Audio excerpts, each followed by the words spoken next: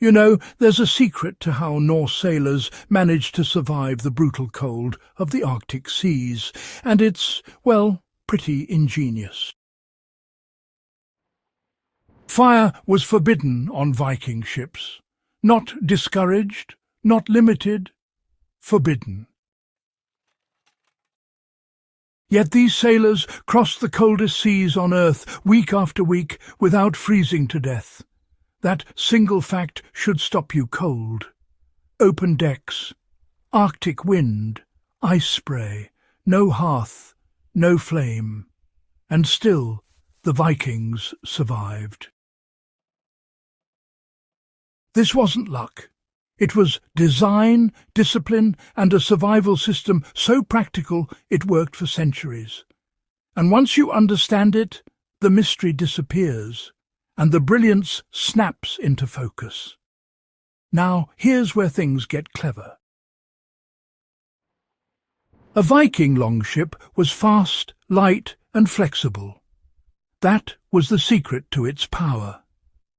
But, you know, those advantages came with a brutal limitation. The ships were built from overlapping wooden planks, sealed with animal hair and tar. The decks were open. The hulls flexed constantly with waves. One spark in rough seas could mean instant disaster. There were no fireproof compartments, no stone hearths, no safe ventilation.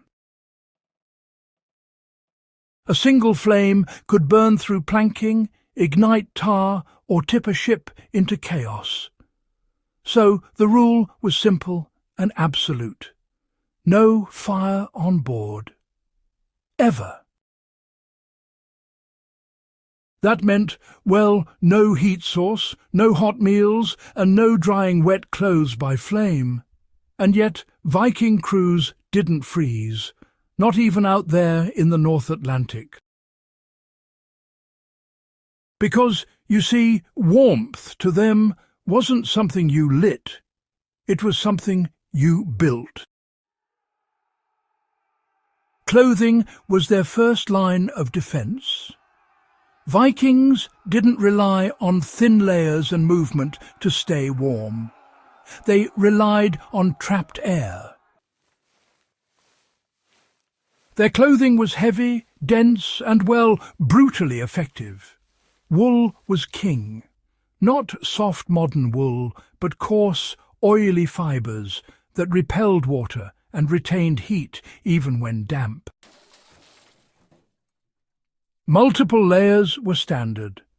A long wool tunic, an outer cloak, trousers wrapped at the calf, thick socks, leather shoes packed with grass or straw for insulation.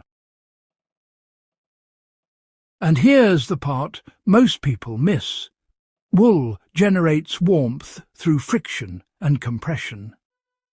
As sailors moved, rowed, shifted weight, the fibres worked like a slow-burning heat source. No fire required, just physics and muscle. When soaked by sea spray, wool didn't betray them. It kept insulating, linen underneath wicked moisture away. Cold water stayed outside the core. This wasn't fashion, it was survival engineering. Body heat was treated like fuel. On a longship, no one slept alone. Not because of comfort, but because heat was shared. At night, sailors packed together under thick wool blankets and animal skins. They slept shoulder to shoulder, legs overlapping, bodies aligned to reduce exposed surface area. Human heat was recycled. The group became the hearth. This technique appears again and again in pre-modern survival cultures, from Arctic hunters to medieval armies. Vikings didn't invent it, but they perfected it at sea. And during storms, when movement stopped and cold became dangerous. This mattered more than any fire ever could. The ship itself became a heat trap. The ship was designed to block the cold. Viking ships weren't enclosed, but they were smartly shaped. The low profile reduced wind exposure. The curved hull deflected waves instead of fighting them, and the overlapping planks created natural air pockets between layers of wood. Those gaps mattered. Air trapped between planks slowed heat loss. Tar and animal hair sealed drafts. Wooden shields hung along the sides added another layer of insulation. Even the cargo helped. Barrels, chests and supplies blocked wind and created warmer microzones along the hull.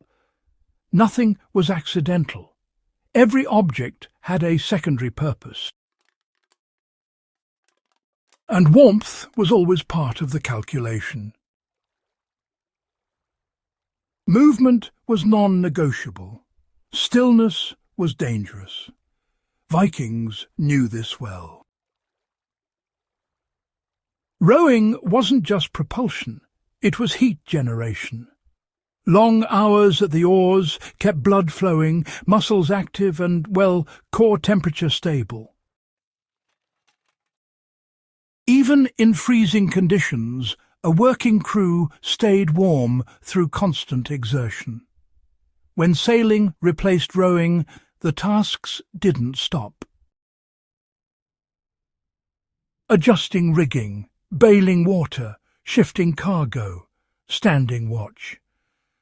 There was always motion. And when motion slowed, layers increased.